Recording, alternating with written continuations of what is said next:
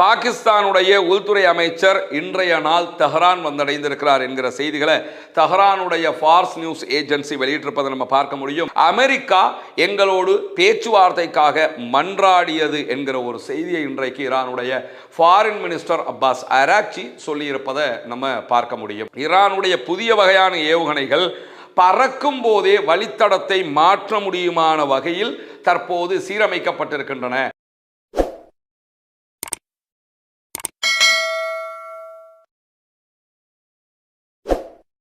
அன்பிற்கினிய சகோதர சகோதரிகளை நம் அனைவர் மீதும் ஏக இறைவனுடைய அமைதியும் கருணையும் உண்டாகட்டுமாக என்கிற உயரிய பிரார்த்தனைகளோடு மத்திய கிழக்கு எப்பொழுதுமே ஒரு சூடான கொதிநிலையில் இருப்பது நமக்கெல்லாம் தெரியும். தற்போதைய மத்திய கிழக்கினுடைய நிலை அமைதியும் இல்லை சண்டையும் இல்லை என்கிற ரீதியாக ஒரு முடிவு அற்ற ஒரு யுத்தமும் அற்ற ஒரு நிலையாக காணப்படுவதை நம்ம அத்தனை பேரும் உணர முடிகிறது. இப்படியான சூழல்ல சர்வதேச ரீதியாகவே மத்திய கிழக்கு தான் தற்போது பேசுபொருளாகவும் மாறி இருக்கிறது.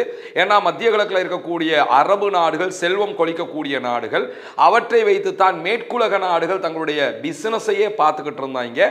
இப்பொழுதும் எப்படியாவது மத்திய கிழக்கில் ஏதாவது ஒரு பேரை சொல்லி நாங்கள் உங்களை பாதுகாக்கிறோம், உங்களை காப்பாற்றுறோம்னு சொல்லி ஒரு பிசினஸை பண்ண முடியாதா என்பதுதான் அவர்களுடைய மிகப்பெரிய எதிர்பார்ப்பாக இருக்கிறது. இப்படியான சூழல்ல கொலம்பியாவில் நடத்தப்பட்ட ஜனாதிபதி தேர்தலில் கொலம்பியாவினுடைய அதிபராக செயல்பட்ட காஸ்ட்ரோ தோல்வி அடைந்திருக்கிறார். அவர் தோல்வியை ஏற்க மறுத்தாலும் அவர் தோல்வி அடைந்திருக்கிறார் என்கிற அறிவிப்பு வெளியாகி இருக்கிறது. புதிய அதிபர் பதவியை ஏற்றுக்கொண்டிருக்கிறார். அவர் புதிய அதிபராக பதவியை ஏற்றுக்கொண்ட ஒரு சில நாட்களுக்குள்ளாகவே சிரியாவினுடைய கோலான் குன்று பகுதிகளை இஸ்ரேல் ஆக்கிரமித்திருக்கிறது.